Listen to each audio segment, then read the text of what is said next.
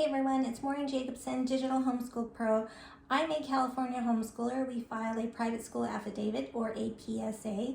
And when we do that, we have to fill out specific paperwork in order for our children to work. So I'm going to show you, walk you through on my computer, how we fill that out, what we fill out, and what we do with the paperwork after it's all printed. So stick with me and I'll show you what we do. The first place you're going to want to go is to the California Department of Education, cde.ca.gov, and you can look at the frequently asked questions for the work permits. They have a ton of questions here, and if you scroll down, you'll have all of the answers here. So this is the best place to start. That way you can figure out what you need to do and where you need to go. And from there, they have a bunch of different things as well as the specific forms that you're going to need here right at the top. So first of all, you're going to take a look at this. They have a Know Your Rights PDF. And this is just something quick that you could give to the kids so that they have just an overall view of what's going on. It takes a look at what their earning statement is and what the different parts of it are, like FICA and all the different taxes and the minimum wage, how it increased to $16 in 2024, but specifically $20 for certain fast food places.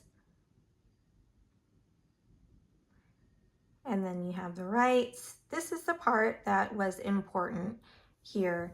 The 10-minute paid rest for 4 hours of work, and then also the 30-minute break for every 5 hours of work. And as a homeschooler, these are the types of things that you need to know: what jobs teens are allowed to do, and also what 14 or 15-year-old workers cannot do. They can't drive a motor vehicle on public streets as part of their job. Heavy equipment, power equipment that can cut off body parts or harm them. Also working in rigging, demolition, excavation, or roofing, logging, or a sawmill. And of course, because these are just teens, they're not 21 yet, preparing, serving, or selling alcoholic drinks. These are things that they cannot do. And also in certain types of fields, they cannot be exposed to radiation. These are from the labor laws that I'll cover in just a minute on specific things that they can and cannot do. But this just gives you and them just a quick snapshot of the Know Your Rights PDF. And like I said, it's just a short PDF just to get you familiar with what you're dealing with here, and you can get on this QR code a little bit more information. What they are specifically referencing is here, the California child labor laws. Now keep in mind, this is the most recent one, and it is from 2013. However, this is the most recent one that they've given us, so we go by all of those standards that you find here. And so it goes from the specific permits to employ work, down to wages, hours of work, minimum ages, restricted occupations, which is what that Know Your Rights covered, but this is more in depth, and then specifically prohibited occupations.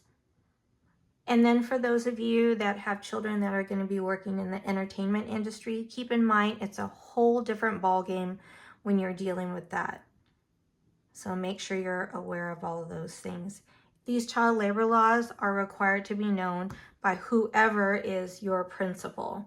So let's look at the forms. There are 3 different forms that you have to complete. The CDE, California Department of Education Form B1-1, B1-4, and B1-8, and then again the B1-6 is for volunteers, and that's a separate category. I'm not really covering that today. So let's take a look at it, open these up. Okay, so here the statement of intent to employ a minor and request a work permit certificate of age, the CDE form B1-1, this is what you're going to fill out. So you fill out the minor's information at the top here, your school information, which is your homeschool information. This is by the signed parent or legal guardian, so either one of you can sign this.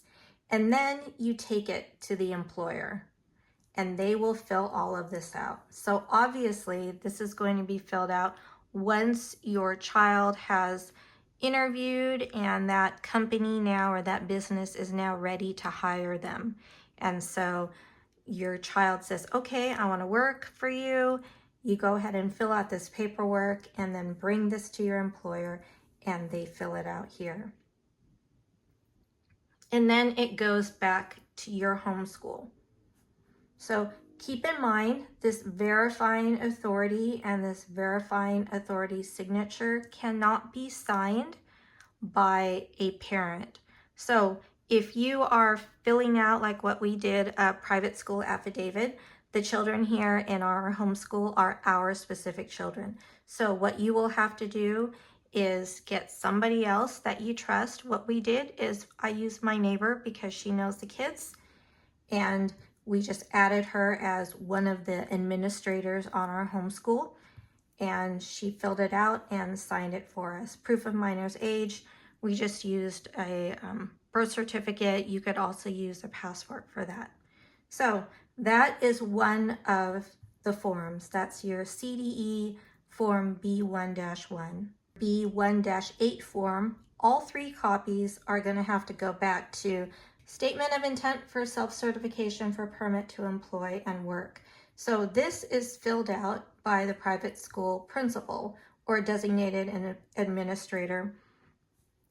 We just use my husband because he's a principal of our school. We filled out all of this information. You will get your code on your email. So look for your PSA email in which the California Department of Education, the PSA administrator, sends that back to you, and you should be able to find it at the top of that email. It won't specifically be on your PSA, but it'll be on the email from the Department of Education from California. And here, this is where whoever the principal is in our homeschool, it's my husband. So he has to be familiar with this, and he has to initial that he is familiar with all of these things. So where do you find all of these things? We just covered that. That's in your child labor laws in order to initial all of these. It's a pretty easy read. A lot of these things have to do with heavy machinery operation and types of jobs in which my child was definitely not going to do.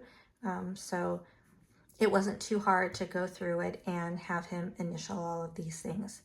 When he's done, he or she, whoever it is, if you are the one that's doing it, or whoever it is for your PSA, the principal has to sign it and title it.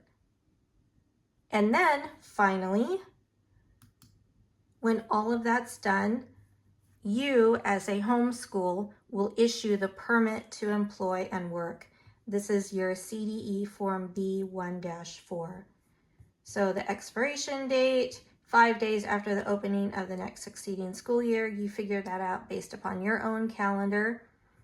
And our permit was restricted because of the age of our child.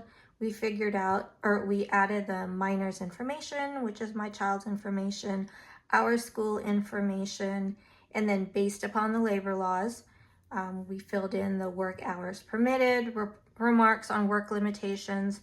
That's depending on who your child is, and you would know that based upon your doctor's input or your input.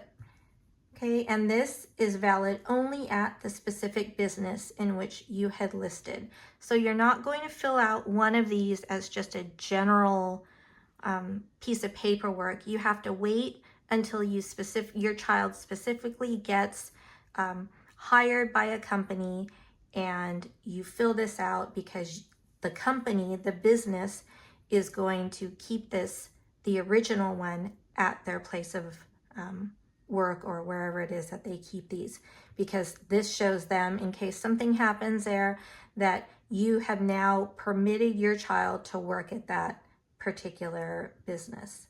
And then your minor, your child will sign this, date it, and then the issuing authority, again, the issuing authority cannot be a child of your own child.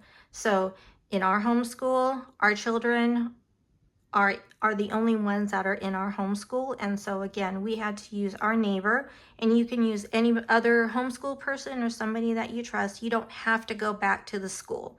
It's basically somebody who you trust that will be your issuing authority from your homeschool. And then they sign it right here. Again, that was my neighbor that did it because she's familiar with our homeschool. She's also familiar with our children. And what you do after that is the original permit to employ goes to the employer. You make a copy of this. You could keep whatever copies you want for your files, but you do need to make one copy of this, one copy of your B1-1 form, and your B1-8 form. All 3 copies are going to have to go back to your superintendent of your specific school district. So all you have to do is go to your school district and find out who it is specifically that you're going to send this to. And this is just a copy of what we did. So I just made a cover sheet because I don't ever like sending random paperwork, especially to a different office. I want them to know what it is I'm sending to them. So here you should be able to have any kind of letterhead. We do have a logo for our homeschool, and then I just put my name on there. Whoever the superintendent's clerk's name is, you can use that. And this was in accordance with the Education Code section 49110 for California. I attached the records B1-1, B1-8, and B1-4 in accordance with our private school affidavit confirmation code, and then I signed it and sent it off. I hope I was able to show you how you fill it out. This is our paperwork, my cover letter, and the 3 copies of the paperwork that we have to send back to the superintendent. Like and share this video, and I'll see you out there in the digital homeschool world.